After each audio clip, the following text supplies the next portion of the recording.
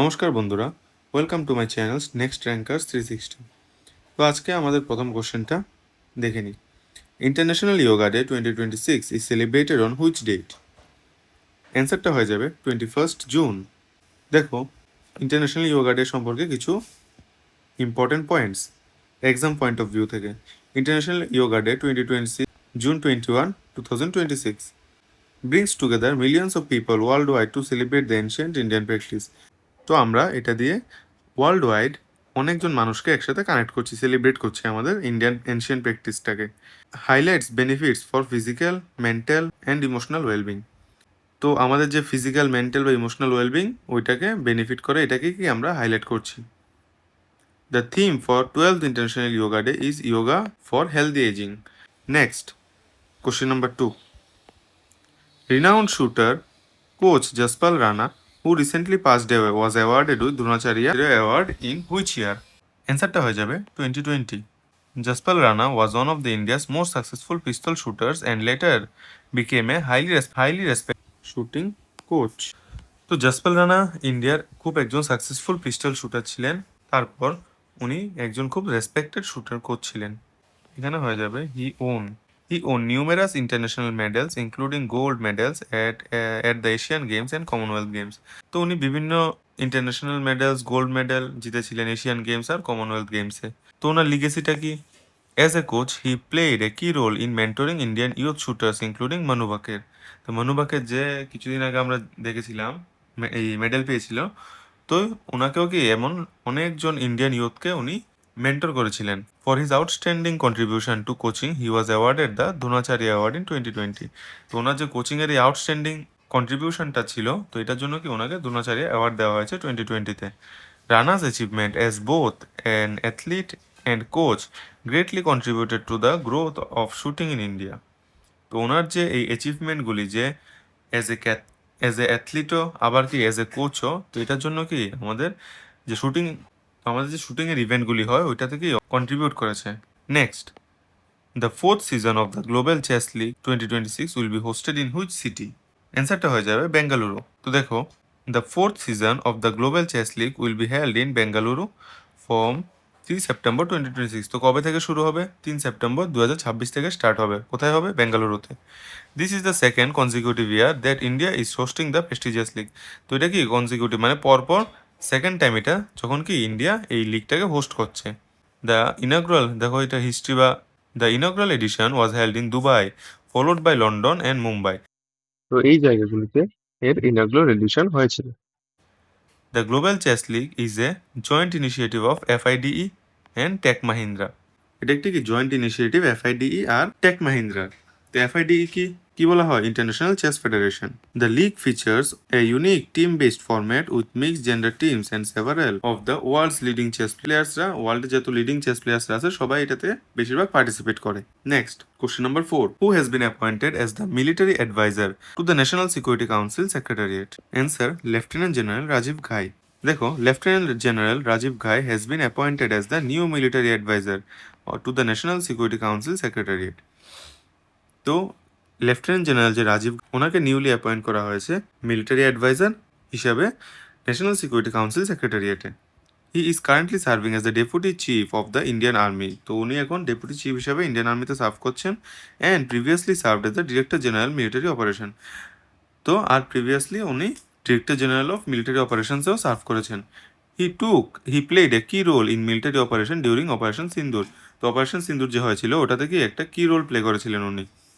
This is the first time a serving military officer has been appointed as a military advisor to NSCS, which functions under National Security Advisor. তো আমার যে NSA national security adviser যে অজিত দোভালজি, ওনার যে ডিপার্টমেন্টটা, এই ডিপার্টমেন্টের আন্ডারে এটা কাজ করছে। তো এটাতে কি উনি first serving military officer. Next, who has been appointed as India's next high commissioner to Bangladesh?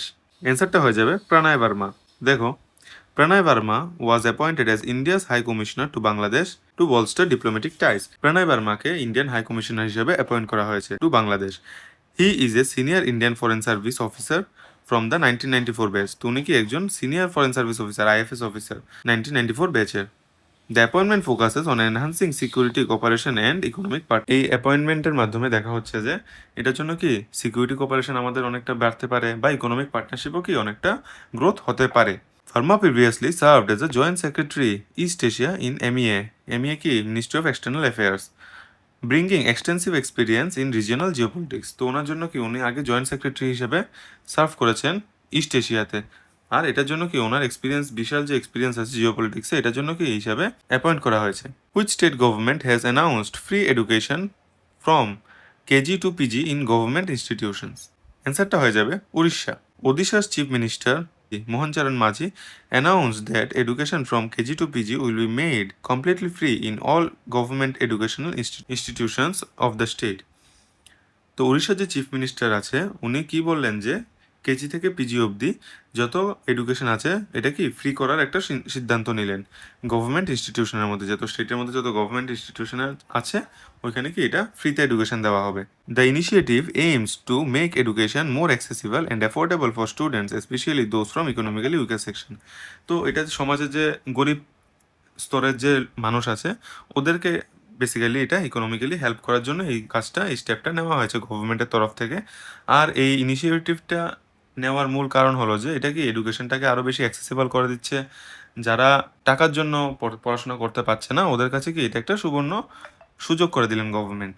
The scheme is expected to benefit lakhs of students across Orissa. তো এটা কি এক্সপেক্ট করা হচ্ছে যে এটা কি লাখ লাখ স্টুডেন্টকে হেল্প করবে।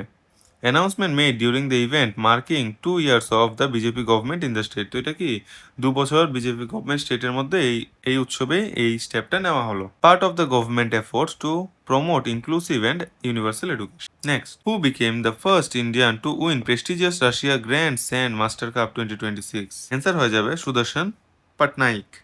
Padma Shri awardee Sudarshan Patnaik became the first Indian to win Russian Grand Sand Master Cup 2026, received at the two International Festival of Sand Sculpture in Kaliningrad, Russia, featuring 12 leading sand sculptors globally.